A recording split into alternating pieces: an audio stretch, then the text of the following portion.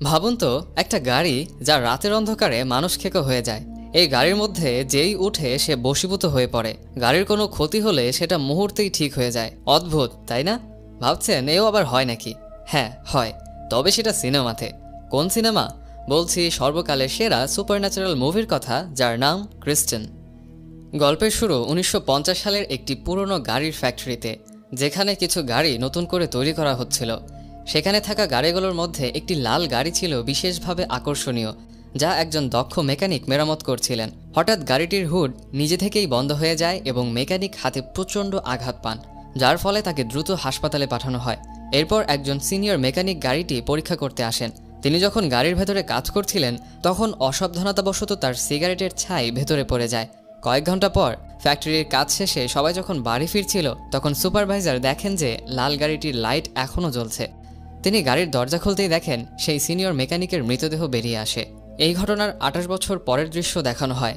আমরা ডেনিস নামের এক কলেজ ছাত্রকে দেখি, যিনি তার গাড়ি নিয়ে আর্নি নামের আরেক ছেলের বাড়ি যাচ্ছেন।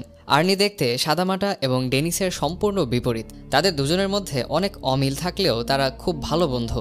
আজ তাদের কলেজের প্রথম দিন। স্কুলে এসে লকার থেকে নতুন বই বের করার সময় তাদের চোখ পড়ে লি নামের এক সুন্দরী মেয়ের ওপর। মেয়েটির সৌন্দর্যে মুগ্ধ হয়ে স্কুলের সব ছেলে তার দিকে তাকিয়ে থাকত। কলেজ শেষে বাড়ি ফেরার পথে আর্নির চোখ পড়ে এক বাড়ির সামনে থাকা একটি পুরনো গাড়ির দিকে। সে সঙ্গে সঙ্গে ডেনিসকে গাড়ি থামাতে বলে। কাছে গিয়ে তারা দেখে এটি সেই লাল ক্লাসিক কার যা আমরা 28 বছর আগে দেখেছিলাম। এখন গাড়িটির অবস্থা খুবই খারাপ, কিন্তু আর্নির কাছে এটা কোনো ব্যাপারই ছিল না, কারণ প্রথম দেখাতেই গাড়িটি তার ভালো লেগে যায়। ঠিক তখনই গাড়িটির মালিক জর্জ সেখানে আসেন এবং বলেন এই গাড়ির নাম ক্রিস্টেন এবং এটি তার বড় ভাইয়ের ছিল। তার ভাই কয়েক বছর আগে এই গাড়ির দুর্ঘটনায় মারা যান। তখন থেকে গাড়িটি এখানে আছে। জর্জ মাত্র $150 গাড়িটি তাদের কাছে বিক্রি করতে চান। আর্নির যেহেতু গাড়িটি পছন্দ হয়েছে, তাই সে রাজি হয়ে যায়। ডেনিস তাকে পরামর্শ দেয় যে এত ভাঙা গাড়িতে টাকা নষ্ট না করতে, কিন্তু আর্নি কোনো কিছু না ভেবেই গাড়িটি কিনে ফেলে। কথায় আছে, একবার কোনো জিনিস পছন্দ হলে নাকি বাকি ভালো জিনিসও চোখে খারাপ লাগে। আর্নির ক্ষেত্রেও ঠিক তাই হয়েছিল। সন্ধ্যায় সে বাড়ি ফিরে তার বাবা মাকে গাড়ি কেনার কথা জানালে তারা রেগে যান, কারণ আর্নি না জানিয়ে একটি ভাঙা গাড়ি কিনেছিল। তার মা স্পষ্ট জানিয়ে দেন যে এই বাড়িতে এই ভাঙা গাড়ির কোনো জায়গা হবে না। আর্নি এসব কথা শুনে খুব রেগে যায়, কারণ এই গাড়িটি তার অনেক পছন্দের ছিল। তাই সে ডেনিসকে সঙ্গে নিয়ে গাড়িসহ একটি গ্যারেজে চলে যায়। সেখানে তারা উইল নামের একজন জেদি ও খিটখিটে স্বভাবের গ্যারেজ মালিকের দেখা পায়। তবুও তিনি আর্নিকে সেখানে গাড়ি রাখার অনুমতি দেন। বাড়ি ফেরার পথে ডেনিস আর্নিকে জিজ্ঞাসা করে কেন সে ক্রিস্টিনের মতো একটি ভাঙা গাড়ি কিনেছে। উত্তরে আর্নি বলে সে গাড়িটা বেছে নেয়নি, বরং গাড়িটাই তাকে বেছে নিয়েছে। পরের দিন দুপুরের খাবারের সময় ডেনিস আর্নির জন্য অপেক্ষা করছিল। অনেকক্ষণ পরেও আর্নি না আসায় সে তাকে খুঁজতে বের হয়। সেই সময় সে দেখে যে বাডি নামের একটি দুষ্ট ছেলে আর্নিকে বিরক্ত করছে। ডেনিস তাকে থামাতে এলে বাডি আর্নির দুপুরের খাবারের প্যাকেট মাটিতে ফেলে দেয় এবং আর্নিকে ধাক্কা দিয়ে সেগুলোর উপর ফেলে দেয়। এতে আর্নির চশমা মাটিতে পড়ে গেলে বাডি সেটা পায়ের নিচে চেপে ভেঙে দেয় এবং হেসে ওঠে। তখন ডেনিস বাডির ওপর আক্রমণ করলে বাডির দল তাকে ঘিরে ধরে। একটু পরে একজন শিক্ষক এসে ঝগড়াটা থামান। তখন আর্নি শিক্ষককে জানায় যে বাডি তাকে ছুরি দিয়ে ভয় দেখাচ্ছিল। শিক্ষক তার পকেট থেকে ছুরি বের করতে বললে তার পকেট থেকে সেই ছুরিটি বেরিয়ে আসে। শেষ পর্যন্ত শিক্ষক বাডি ও তার দলবলকে হেড অফিসে পাঠিয়ে দেয়। এভাবেই বেশ কয়েক সপ্তাহ কেটে যায়। অন্যদিকে আর্নি যখনই সময় পেত সে গ্যারেজে গিয়ে গাড়িটিকে ঠিক করত। একদিন গ্যারেজের মালিক এসে আর্নিকে সেখানে কাজের প্রস্তাব দেয়। এর বিনিময়ে আর্নি তার নিজের গাড়ির জন্য প্রয়োজনীয় যন্ত্রাংশ নিতে পারবে। আর্নি রাজি হয়ে দিনরাত পরিশ্রম করতে শুরু করে, কিন্তু তার অজান্তেই ক্রিস্টিনের প্রতি তার এক অদ্ভুত ভালো লাগা তৈরি হয়ে যায়। সন্ধ্যায় ডেনিস আর্নির সঙ্গে দেখা করতে তার বাড়িতে আসে, কিন্তু সে দেখে আর্নি অনেক বদলে গেছে। সে এখন চশমা পরা ছেড়ে দিয়েছে এবং পুরনো পোশাকের বদলে স্টাইলিশ পোশাক পরে। ডেনিসের সঙ্গে ভালো করে কথা না বলেই সে সরাসরি গ্যারেজের কাছে চলে যাচ্ছিল। তার মা তাকে থামানোর চেষ্টা করেও ব্যর্থ হন। আর্নির মা তখন ডেনিসকে জানান যে আর্নি এবং তার নতুন গাড়ি নিয়ে তিনি খুব চিন্তিত, কারণ তারা জানতে পেরেছেন গাড়িটির আগের মালিক শ্বাসরুদ্ধ হয়ে গাড়ির ভেতরেই মারা গিয়েছিলেন। পরের দিন ডেনিস জর্জের কাছে গেলে তিনি তার ভাইয়ের গল্প শোনানো শুরু করেন। তিনি জানান যে তার ভাই যখন ক্রিস্টিনকে কিনেছিলেন তখন তিনি এটির প্রতি পুরোপুরি আসক্ত হয়ে পড়েছিলেন। সেই গাড়িতেই তার ভাই, তার স্ত্রী এবং একটি মেয়েও মারা গিয়েছিলেন। তার ভাইয়ের মৃত্যুর পর গাড়িটি নিজে নিজেই জর্জের বাড়ির সামনে চলে আসে। এই কথা শুনে ডেনিস ভয় পেয়ে যায়। সন্ধ্যায় সে লুকিয়ে গ্যারেজে গাড়িটি দেখতে যায়। বাহিরে থেকে গাড়ির দরজা খোলার চেষ্টা করতেই সেটির রেডিও নিজে থেকেই চালু হয়ে যায়। ডেনিস ভয়ে সেখান থেকে পালিয়ে যায়। পরের দিন সকালে ডেনিস কলেজ স্টেডিয়ামে ছিল, কারণ সেদিন তাদের ফুটবল ম্যাচ ছিল। ডেনিস যখন ম্যাচের জন্য প্রস্তুত হচ্ছিল তখন হঠাৎ তার চোখ পড়ে একটি চকচকে লাল গাড়ির দিকে। সে বুঝতে পারে এটি আর্নির সেই ভাঙা গাড়ি ক্রিস্টেন, যাকে আর্নি পুরোপুরি নতুন করে ফেলেছে। এটা দেখে বাডি ও তার বন্ধুরাও অবাক হয়ে যায়। তখনই লি গাড়ি থেকে নেমে সবার সামনে আর্নিকে চুমু খায়। এটা দেখে ডেনিস মনে মনে একটু রেগে যায়, কারণ সে লিকে পছন্দ করত। এর ফলে তার খেলার প্রতি মনোযোগ কমে যায়। এই সুযোগে প্রতিপক্ষের খেলোয়াড়রা তার কাছ থেকে বল নিয়ে গিয়ে তাকে জোরে ধাক্কা দেয়। ডেনিস মাটিতে এমন জোরে পড়ে যে সে সঙ্গে সঙ্গে জ্ঞান হারায়। তার অবস্থা গুরুতর হওয়ায় তাকে সরাসরি হাসপাতালে পাঠানো হয়। ঘটনার কয়েকদিন পর ডেনিসের জ্ঞান ফিরলে সে দেখে যে সে হাসপাতালে আছে এবং তার পায়ে ও গলায় প্লাস্টার লাগানো। তখনই আর্নি তাকে দেখতে আসে। ডেনিস বুঝতে পারে আর্নি খুব দ্রুত বদলে যাচ্ছে। কয়েক মাস আগেও সে ছিল এক বোকা ছেলে, সে পরিবারের কথা মেনে চলত। যাই হোক, আর্নি শুধু দেখা করে তাড়াতাড়ি চলে যায়। সন্ধ্যায় আর্নি লিয়ের সঙ্গে সিনেমা দেখতে গেলে গাড়িতে বসে তারা একে অপরকে চুমু খেতে শুরু করে। যখন বিষয়টি আরও এগোতে থাকে তখন লি হঠাৎ গাড়ি থেকে নেমে যায়। আর্নি তার পেছনে গেলে লি বলে, তুমি তো আমার থেকেও এই গাড়িকে বেশি ভালোবাসো। আর্নির কাছে লির কথা অদ্ভুত লাগছিল, তবুও সে লিকে বুঝিয়ে আবার গাড়িতে নিয়ে আসে। ঠিক সেই মুহূর্তে হঠাৎ গাড়ির উইন্ডশিল্ড খারাপ হয়ে যায়। আর্নি বাইরে নেমে আসে সেটি ঠিক করতে। অন্যদিকে লি গাড়িতে বসে কিছু খাচ্ছিল। তখনই হঠাৎ গাড়ির রেডিও নিজে থেকেই চালু হয়ে যায়। একই সময় গাড়ির ড্যাশবোর্ড থেকে খুব তীব্র আলো ছড়াতে শুরু করে, আর লি অনুভব করে যে তার দম বন্ধ হয়ে আসছে এবং সে ঠিকমতো শ্বাস নিতে পারছে না। আর্নি তৎক্ষণাৎ তাকে সাহায্য করতে যায়, কিন্তু গাড়িটি ভেতর থেকে লক হয়ে গিয়েছিল ততক্ষণে। আর্নি বাইরে থেকে গাড়ির লক খোলার খুব চেষ্টা করে, কিন্তু কোনো লাভ হয় না। যখন লি শ্বাসরুদ্ধ হয়ে প্রায় মরতে বসেছিল ঠিক তখনই সে ভেতর থেকে দরজা লক খুলতে সক্ষম হয়, আর পাশে দাঁড়ানো একজন লোক লিকে হাত ধরে টেনে বাহিরে নিয়ে আসে। লোকটি অনেক চেষ্টার পর লির গলায় আটকে থাকা খাবারটি বের করতে সক্ষম হয়। এটা দেখে আর্নি দৌড়ে তার কাছে যায়। সবকিছু শান্ত হলে আর্নি লিকে বাড়ি পৌঁছে দেয়। গাড়ি থেকে নামতেই লি দৌড়ে ঘরে চলে যায় এবং বলে যে সে আর্নির সঙ্গে কোনো কথা বলতে চায় না। আর্নি তার কাছে ক্ষমা চাওয়ার চেষ্টা করে, কিন্তু লি তাকে বলে ক্রিস্টেন তাকে শ্বাসরোধ করে মারতে চেয়েছিল এবং যখনই তারা গাড়িতে একসঙ্গে থাকে কোনো না কোনো সমস্যা হয়। এই কারণেই সে আর ওই গাড়িতে উঠবে না। আর্নি মনে করে লি এর মাথায় বড় একটা ধাক্কা লেগেছে, তাই সে পরের দিন তার সঙ্গে কথা বলবে। তারপর আর্নি আবার গাড়িতে উঠে বসে, কিন্তু বারবার চেষ্টা করার পরও গাড়িটি চালু হচ্ছিল না।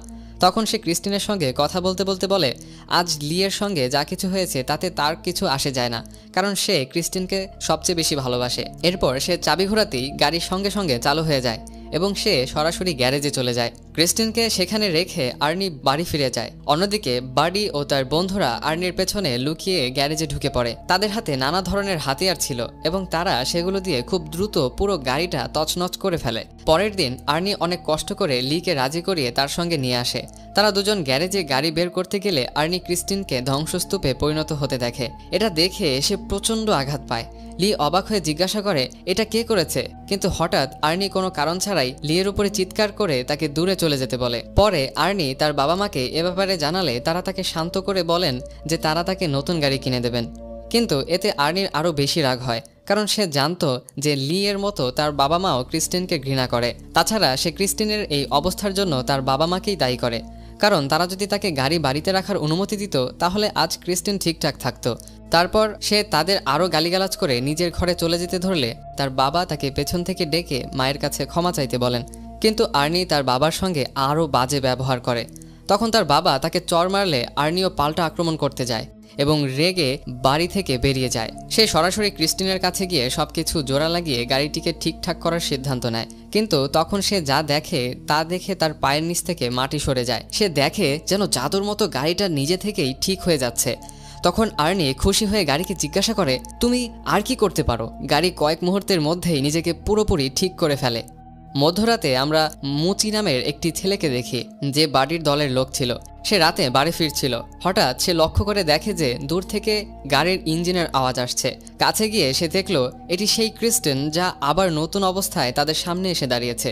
সে ভাবল আর্নি নিশ্চয়ই গাড়ির মধ্যে আছে। মুচি ভাবে আর্নি হয়তো জানতে পেরেছে যে সে বাড়ির সঙ্গে মিলে ক্রিস্টিনকে ভেঙেছে। সে আর্নির কাছে ক্ষমা চাইতে যেতে ধরলে হঠাৎ গাড়ির হেডলাইট জ্বলে ওঠে এবং দ্রুত তার দিকে এগিয়ে আসে। মুচি তখন নিজের জীবন বাঁচাতে দৌড়ে রাস্তার পাশের একটি গলিতে লুকিয়ে পড়ে। তার মনে হয় এবার গাড়ি হয়তো তার পেছনে আর আসবে না, কিন্তু দ্রুতই ক্রিস্টিন আবার তার পিছু নেয়। মুচি তখন দৌড়ে একটি পুরনো গুদামে ঢুকে, কিন্তু ক্রিস্টিন তার পিছু কিছুতেই ছাড়ে না। শেষমেশ মুচি এমন একটি ছোট গলির মধ্যে আটকে পড়ে যেখানে ক্রিস্টিনও আসে এবং এখানে পালানোর কোনো রাস্তা ছিল না। মুচি ছুরি বের করে আর্নিকে হুমকি দেয়, কিন্তু ক্রিস্টিন জোর করে ভেতর থেকে ঢুকে মুচিকে নির্মমভাবে চাপা দিয়ে সেখানেই মেরে ফেলে। পরের দিন সকালে আর্নি ডেনিসের সঙ্গে দেখা করতে গেলে তাকে মুচির ব্যাপারে বলে। এটা শুনে ডেনিস অনেক অবাক হয়। সে বুঝতে পারছিল না যে ক্রিস্টিন যদি পুরোপুরি ধ্বংস হয়ে যায় তাহলে সে এত তাড়াতাড়ি আবার ঠিক হয়ে গেল কিভাবে। কিন্তু আর্নি কোনো উত্তর না দিয়ে চুপচাপ চলে যায়। তখনই ডিটেকটিভ জেনকিন্স তার সঙ্গে দেখা করতে আসেন এবং ভরসা দিয়ে বলেন যে তিনি ক্রিস্টিনের উপর হামলা হওয়া গুন্ডাদের খুঁজছেন এবং মুচির খুনের মামলাও তার কাছে আছে। তখন আর্নি বলে যে সে মুচির মৃত্যুর ব্যাপারে কিছু জানে না, তবে এই খবরে সে খুব খুশি। এটা শুনে ডিটেকটিভ কিন্স তাকে সন্দেহ করতে শুরু করেন। এই কথা শুনে আর্নি চুপচাপ সেখান থেকে চলে যায়। পরে সে লিকে ফোন করে দেখা করতে বললে লি মানা করে দেয়, যার ফলে আর্নি আরও বেশি রেগে যায়। পরের দিন যখন বাডি ও তার বন্ধু মদ নিয়ে গাড়িতে যাচ্ছিল, পথে আরেকটি গাড়ি তাদের পিছু নেয়। তাই বাডি গাড়ি থামিয়ে দেখতে চায় ওই গাড়িতে কে আছে, কিন্তু সেই গাড়ির হেডলাইটের কারণে কিছু দেখা যায় না। এরপর সে গাড়ি রিভার্সে দিলে সেই গাড়িটাও একইভাবে রিভার্সে যায়। তখন জানা যায় যে ওই গাড়িটা আর কেউ না, ক্রিস্টিন ছিল। তখন বাডি রেগে গিয়ে গাড়ি চালিয়ে সরাসরি একটি গ্যাস স্টেশনে যায় যেখানে তার বন্ধু রিচি কাজ করত। তারপর সে বাইরে এসে একটি লোহার রড তুলে তার পিছু নেওয়া আর্নিকে মারতে যাচ্ছিল। ঠিক তখনই ক্রিস্টিন খুব দ্রুত এসে সরাসরি বাডির গাড়ির সঙ্গে ধাক্কা দেয়, যার ফলে বাডির গাড়িটা অনেক ক্ষতিগ্রস্ত হয়। বাডি ভাবে যে আর্নি গাড়ির ভেতরে আছে, তাই সে আর্নিকে বাইরে আসতে বলে, কিন্তু ক্রিস্টিন আবারও দ্রুত বাডির গাড়ির সঙ্গে ধাক্কা দিয়ে সেটাকে সরাসরি ওয়ার্কশপে ঢুকিয়ে দেয়। ঠিক তখন বাডির গাড়ি থেকে পেট্রোল লিক হতে শুরু করলে হঠাৎ তা থেকে আগুন ধরে যায়। কিছুক্ষণের মধ্যে পুরো গ্যারেজ বিস্ফোরণে কেঁপে ওঠে এবং রিচিও সে আগুনে ঝলসে মারা যায়। এটা দেখে বাডি নিজের প্রাণ বাঁচিয়ে পালানোর চেষ্টা করে, কিন্তু ক্রিস্টিনের গায়ে আগুন লাগা সত্ত্বেও আবার তার পেছনে পেছনে যায়। শেষমেশ সে বাডিকেও চাপা দেয় এবং ওই আগুনে সবকিছু পুড়ে ছাই হয়ে যায়। কিছুক্ষণ পর ক্রিস্টিন নিজে নিজেই গ্যারেজে চলে যায়। তখন উইল গ্যারেজেই ছিলেন। তিনি গ্যারেজ থেকে যাওয়ার সময় তার কানে বাইরে থেকে গাড়ির শব্দ আসে। তিনি গ্যারেজের দরজা খুলে দেখেন ক্রিস্টিন পুরো ধোঁয়ায় মোড়ানো। এটা দেখে তিনি অনেক অবাক হন, কারণ আর্নি তো অন্য কোনো গাড়ি ঠিক করতে গিয়েছিল। এখন তিনি তার বন্দুক নিয়ে দেখতে গেলেন ক্রিস্টিনের ভেতরে আসলে কে বসে আছে। তিনি দরজা খোলার চেষ্টা করলেন, কিন্তু সেটা অনেক গরম ছিল, তাই তিনি কাপড়ের সাহায্যে দরজা খোলার চেষ্টা করলেন। যখন দেখলেন গাড়ি একদম খালি, কিছুই বুঝতে পারলেন না। তারপর তিনি নিজেই গাড়িতে উঠলেন, কিন্তু হঠাৎ করে ক্রিস্টিন ভেতর থেকে দরজা বন্ধ করে দেয়। তারপর সে উইলের সিটটা ড্যাশবোর্ডে ঠেকিয়ে নির্মমভাবে তাকে মেরে ফেলে। পরের দিন সকালে যখন আর্নি গ্যারেজে গেল, তখন দেখল গ্যারেজের বাইরে অনেকগুলো পুলিশের গাড়ি।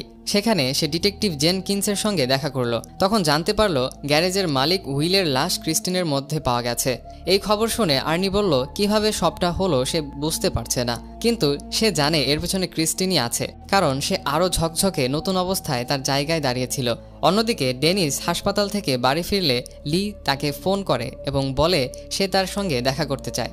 এরপর লি বলে ক্রিস্টিন আর্নিকে নিজের মায়ায় ফাঁসিয়ে ফেলেছে এবং এখন সে ক্রিস্টিনের মায়ায় পড়ে কিছু না ভেবে অদ্ভুত সব কাজ করছে।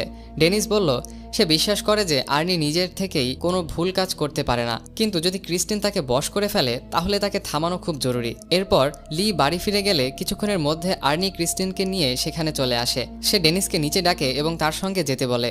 ডেনিসও না চাইলেও তার সঙ্গে যেতে রাজি হয়। আর্নি আবারও খুব অদ্ভুত আচরণ করতে শুরু করে।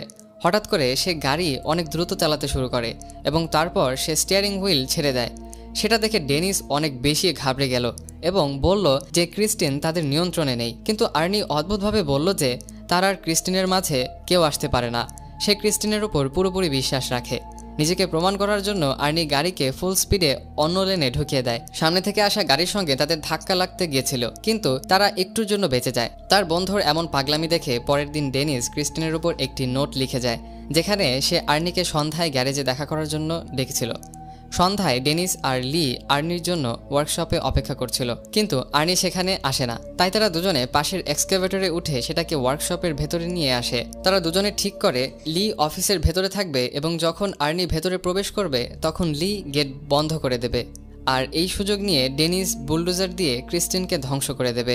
প্ল্যান অনুযায়ী লি অফিসে চলে গেল, কিন্তু ওরা জানতো না ক্রিস্টিন ওয়ার্কশপের ভেতরেই আবর্জনার মধ্যে লুকিয়ে আছে। তারপর হঠাৎ করে গাড়ির হেডলাইট জ্বলে ওঠে এবং লিকে চাপা দিতে ক্রিস্টিন দ্রুত এগিয়ে আসে। লি কোনো মতে টায়ার ধরে ঝুলে থাকে, কিন্তু ক্রিস্টিনও হার মানেনি, আবারও তার উপর আক্রমণ করার জন্য এগিয়ে যায়। তখন ডেনিস এক্সকাভেটরটিকে লি এর সামনে নিয়ে আসে যাতে লি এর কোনো ক্ষতি না হয়। এরপর ক্রিস্টিন পিছিয়ে গিয়ে ওয়ার্কশপের অন্য পাশে চলে যায়, আর তাই ডেনিসও এক্সকাভেটরকে উল্টো দিকে নিয়ে যায় তার মোকাবেলা করার জন্য। এখন দুটি গাড়ি মুখোমুখি এসে দাঁড়ালো এবং দেখা গেল ক্রিস্টিন এখন নিজে নিজেই চলছে না, বরং আর্নি ভেতর থেকে তাকে নিয়ন্ত্রণ করছে। এখন সে পুরোপুরি গাড়ির নিয়ন্ত্রণে ছিল। হঠাৎ গাড়িটি তার হেডলাইট জ্বালালো এবং কয়েক সেকেন্ডের মধ্যে নিজেকে পুরোপুরি ঠিক করে ফেলল। অন্যদিকে এক্সকাভেটরও কাজ করা বন্ধ করে দিয়েছিল, সেজন্য ডেনিস সেটাকে আবার চালু করার চেষ্টা করতে লাগলো। এরই মাঝে গাড়ি অফিসের দিকে এগিয়ে যায় লিকে চিরজীবনের জন্য শেষ করতে। সে সবকিছু তছনছ করে লিয়ের দিকে এগোতে থাকে, কিন্তু ঠিক তখনই আর্নি উইন্ডশিল্ড ভেঙে বাইরে পড়ে যায়। লি তাকে দেখার জন্য এগিয়ে গেলে আর্নি হঠাৎ লাফ দিয়ে তাকে জড়িয়ে ধরে, কিন্তু দুর্ভাগ্যবশত তার শরীরে উইন্ডশিল্ডের এক বড় কাচের টুকরো ঢুকে গিয়েছিল।